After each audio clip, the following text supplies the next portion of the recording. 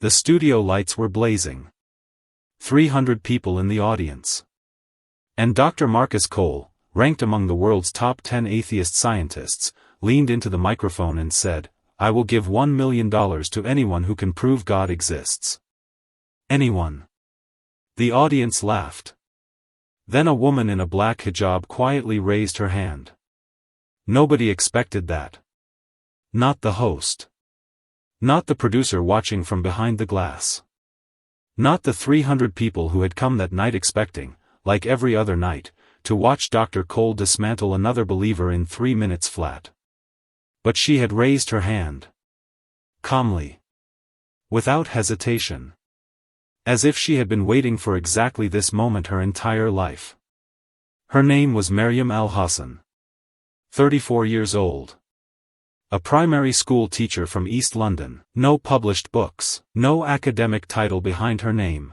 She had never been on television before. That morning, she had almost called the producer to cancel. And in less than 4 minutes, she would ask a single question, one question, that Dr. Marcus Cole, a man who had debated heads of state and Nobel Prize winners, had no answer for. This is that story. To understand what happened that night, you need to understand who Maryam was. She had grown up in a small flat in Whitechapel, East London, the second of 5 children. Her father, Tariq, had come from Damascus in 1987 with £40 in his pocket and a dream he never fully explained to anyone. He drove a taxi for 22 years. He never complained. Not once, not about the cold, not about the long nights, not about the passengers who sometimes refused to sit in his cab when they saw the small Quran hanging from his rearview mirror. Her mother, Fatima, cooked every morning before sunrise. She would stand in their small kitchen, steam rising from the pot, the call to prayer humming quietly from the old radio on the shelf,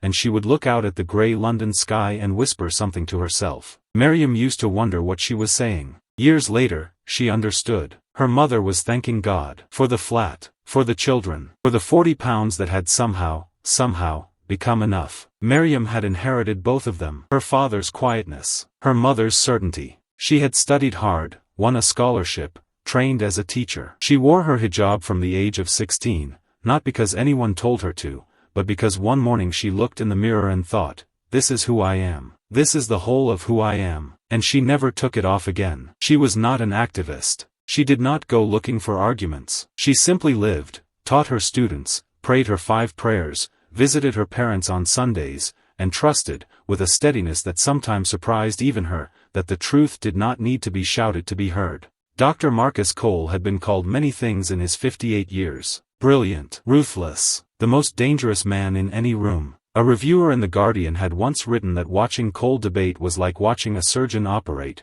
precise, cold, efficient, and completely without mercy. He had taken it as a compliment. He had grown up in Edinburgh, the son of a minister. That detail was important, not because it had made him religious, but because it had made him something far more specific, a man who knew religion from the inside out, who had sat in the pews every Sunday for 18 years, who had read the Bible cover to cover 3 times before the age of 20, and who had then, at 21, put it down and never picked it up again. "I gave God every chance," he would say in interviews, with the particular satisfaction of someone who believed they had been more than fair. And he never showed up. His 7 books had sold over 4 million copies. His lectures at Oxford were so oversubscribed that students camped outside the hall the night before. He had a foundation, a podcast, a TED Talk with 30 million views. He had, by any measure, won the argument, or at least, he had won it in the rooms where such arguments were officially judged. He came to the Truth Tonight studio that evening expecting nothing new. He had done this program twice before. He had faced imams, priests, rabbis, philosophers. He had, he felt,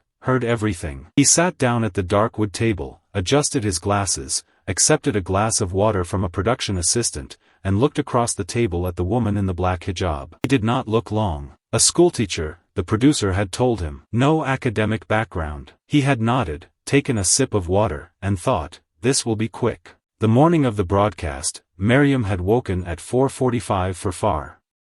She had prayed in the dark of her small bedroom, the city outside still quiet, a distant siren fading somewhere toward Bethnal Green, and then she had sat on her prayer mat for a long time afterward, not moving, just listening to the silence.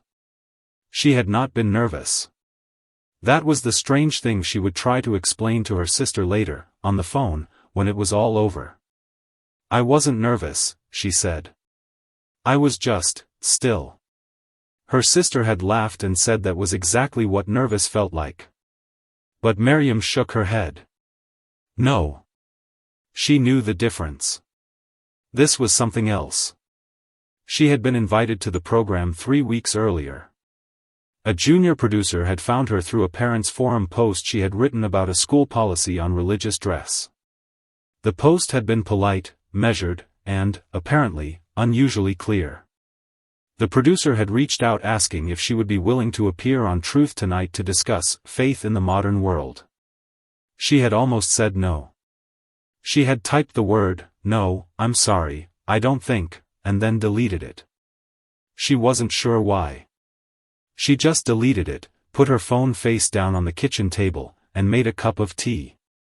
3 days later she had called back and said yes. She had not told her students. She had not told her colleagues. She had told her mother, who had gone very quiet on the phone and then said, "Make wudu before you go on. And remember, you are not speaking for yourself." Maryam had written that down on a small piece of paper she tucked into the pocket of her abaya. "You are not speaking for yourself." She read it again in the taxi on the way to the studio. Then she folded it up, closed her eyes, and made dua. The Truth Tonight studio smelled of cables and cold air. Maryam was shown to her seat at the dark wood table by a young production assistant who gave her a microphone clip, a glass of water, and a look that said, she was almost certain, "Good luck, you'll need it." The audience was already seated, a low murmur filling the space above the studio floor. Camera operators moved on their tracks. Someone called a 30-second warning. She looked across the table. Dr. Cole had not looked up from his phone. He was reading something, scrolling with his thumb, unhurried. He was wearing a dark gray suit and a navy tie. His thick-framed glasses reflected the cold overhead lights. He seemed, in every possible way, completely at ease, a man in his natural environment, doing something he had done so many times it had become, for him, a kind of sport. The theme music started. James Thornton stepped to the center of the set, straightened his jacket, looked into camera one, and smiled. "Good evening. Tonight on Truth Tonight, in a world of rising religious tension, we ask the question that never seems to go away, does God exist? And does faith still have a place in modern rational society?" He gestured to his right. "With me tonight, Dr. Marcus Cole, author, neuroscientist, and one of the world's leading voices for secular humanism." Applause. Loud. Sustained. And to my left, Maryam Al-Hassan, a primary school teacher and practicing Muslim from East London. A smaller wave of applause. Polite. Cole finally put his phone down. He looked across at Maryam. He nodded, the nod of a professional acknowledging another professional, and smiled. It was not an unkind smile. It was the smile of a man who has already decided how the next hour will go. Maryam nodded back. And said nothing. Cole didn't waste time. The moment Thornton opened the floor, he leaned forward and began.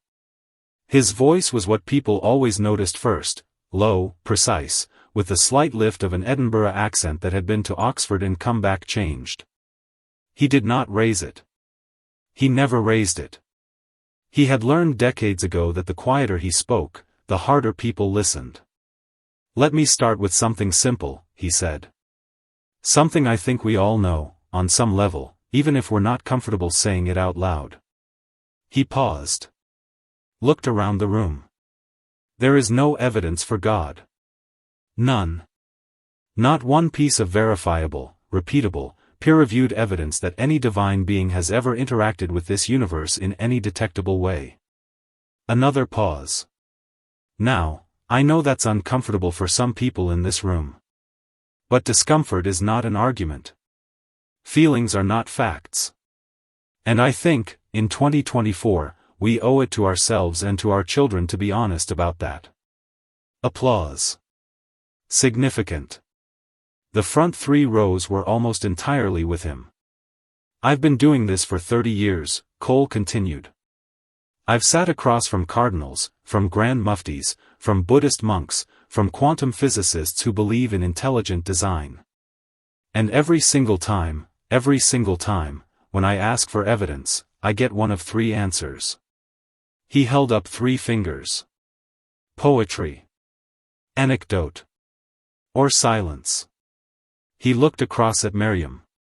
So I'll make an offer, right here, tonight, that I've made before and I'll keep making, $1 million, from my own foundation, to anyone, who can provide me with a single piece of verifiable evidence that God exists. He sat back. Folded his hands. Anyone. The audience laughed. Some cheered. Thornton turned to Maryam. Maryam, you've heard the offer. Would you like to respond? She looked at Cole. Then she raised her hand. A brief ripple went through the audience. It was the kind of ripple that happens when something unexpected occurs in a space where expectations have been set very firmly. They had expected her, if she responded at all, to talk about faith, about the Quran, about miracles or personal experience. They had expected Cole's 3 familiar answers: poetry, anecdote, or silence. They had come, most of them, already knowing how this would go. She hadn't even spoken yet and something had already shifted. Thornton turned to her. Maryam, go ahead. She did not look at Thornton. She looked at Cole. Directly. Steadily. The way, he would say much later, in a rare interview in which he discussed the evening, that he had not been looked at in a very long time. Not as a title. Not as a reputation. Just looked at. As a person. Dr. Cole, she said. Her voice was quiet. Not nervous quiet. Quiet the way still water is quiet. You've spent 30 years asking for evidence of God's existence. She paused. Just one beat. Can I ask you something first? He spread his hands. Of course. She nodded. In all those 30 years, in all those debates, all those books, all those lectures, did you ever genuinely want to find it? The studio went silent. Not the silence of confusion. Not the silence of a technical pause or a missed cue. A real silence, the kind that drops over a room like a cloth, sudden and total, when something has been said that lands somewhere very deep. Cole's mouth opened. Then closed. He adjusted his glasses. Looked down at the table. Then back up at her. The audience did not move. 300 people, and not one of them made a sound. The camera operator on track 2 later said he had never, in 11 years of live broadcasting, experienced anything like it. He said he almost forgot to keep the shot. It took him 9 seconds. 9 seconds, which is an enormous amount of time on live television, where silence is normally cut before the 3rd second, to answer. And when he answered, something had changed in his voice. It was still controlled. It was still precise. But something in the lower register was different. The total certainty was gone. Of course I wanted to find it, he said. I've always been open to evidence. Maryam nodded slowly. As if she had expected exactly that answer. I believe you believe that, she said. But I'd like to suggest something, with respect. She folded her hands on the table in front of her. There's a difference between being open to evidence, in the way a scientist is open to a hypothesis they expect to disprove, and genuinely wanting something to be true. When you sit down with data that might point toward God, Dr. Cole, do you feel hope? Or do you feel the particular kind of alertness that comes from looking for a flaw? Cole said nothing. Because those are 2 very different orientations, Maryam continued. And they produce 2 very different kinds of looking. A man who searches for his keys in a dark room hoping to find them will search differently than a man who searches hoping to confirm they aren't there. A woman in the 4th row pressed her hand to her mouth. I'm not saying the evidence is clear, Maryam said. I'm not standing here claiming to win your $1 million tonight. I'm asking a prior question, the question that has to come before the evidence, which is, what kind of searcher are you? Because if the search is designed to fail, it will always fail. And calling that objectivity doesn't make it so. Cole looked at her for a long moment. That's a philosophical argument, he said finally. Not an empirical one. Yes, she said. It is. Because before you can evaluate evidence, you have to examine the instrument doing the evaluating. And that instrument, she touched her chest gently, is a human heart. And human hearts, Dr. Cole, can be set in one direction for so long that they mistake their setting for truth. The audience was no longer the same audience it had been 40 minutes earlier. Something had shifted in the room, not loudly, not dramatically, the way shifts in rooms sometimes happen in films, with gasps and dramatic music. It had shifted the way the tide shifts, imperceptibly, completely, and without any intention of going back. A man in the 7th row, a university lecturer who had come that evening specifically to see Cole dismantle another religious argument, sat with his hands on his knees and stared at the dark wood table. He was not thinking about God. He was thinking about his own searches. The ones in his own life he had conducted with the instruments already pointed in one direction, calling it reason. He was thinking about his father, who had died 3 years ago, and the last conversation they'd had, and how he'd walked into that conversation with the verdict already written. A young woman near the back, 22 years old, a student, wearing a university hoodie, who had spent most of the program on her phone, had put the phone away. She was leaning forward. She was listening. Cole had spoken again after a pause, several times, in fact. He was not silent. He was too experienced, too disciplined to simply sit and say nothing. He raised epistemology. He raised the unfalsifiability of theological claims. He raised Occam's razor. He was, by any academic measure, still making perfectly valid arguments. But something had happened to the air between the arguments. The space where certainty had lived was different now. And the audience could feel it, even if they could not have said exactly what they were feeling. Maryam answered each point quietly. Sometimes with a sentence. Sometimes with a question. Once, when Cole quoted Bertrand Russell, she simply nodded and said, "He was a remarkable man. He was also, by his own account, profoundly lonely." And left it there. At one point Thornton tried to intervene to redirect the conversation. Neither of them seemed to notice. The program ran 15 minutes over schedule. No one left early. The producers watching from behind the glass did not cut to commercial when they were supposed to.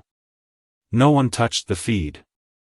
When it was finally over, when Thornton thanked them both and the theme music started again, the audience did not immediately applaud.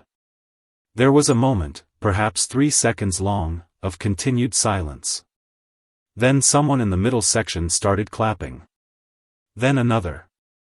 Then the whole room, including, after a slight hesitation, the front 3 rows who had arrived firmly in Dr. Cole's corner. Cole stood. He straightened his jacket. He picked up his phone from the table. He looked across at Maryam, who was unclipping her microphone, and he said something that no camera caught. The boom mics had already been cut, the floor was filling with production staff, and she looked up at him, and nodded once, and said something back. No one knows exactly what was said in that moment. The floor manager who was standing closest later reported that Cole's expression, when he turned to leave, was unlike anything she had seen on his face in 2 previous programs. She said it was not defeat. It was not conversion. It was something quieter and stranger and, she thought, more significant than either. It was the expression of a man who had walked into a room carrying a very heavy certainty for a very long time, and who had, for one evening, put it down. Maryam collected her things. She put her water glass down carefully. She took the small folded piece of paper from her pocket, looked at it for a moment, "You are not speaking for yourself," and slid it back in. Then she walked out of the studio, into the London night, and called her mother. "How did it go?" her mother asked. "I don't know yet," Maryam said. "But I think it went the way it was supposed to." She stood outside the studio entrance for a moment, the cold air on her face, the street lights of the city scattered around her like scattered prayers. And she thought, Alhamdulillah. And meant it completely.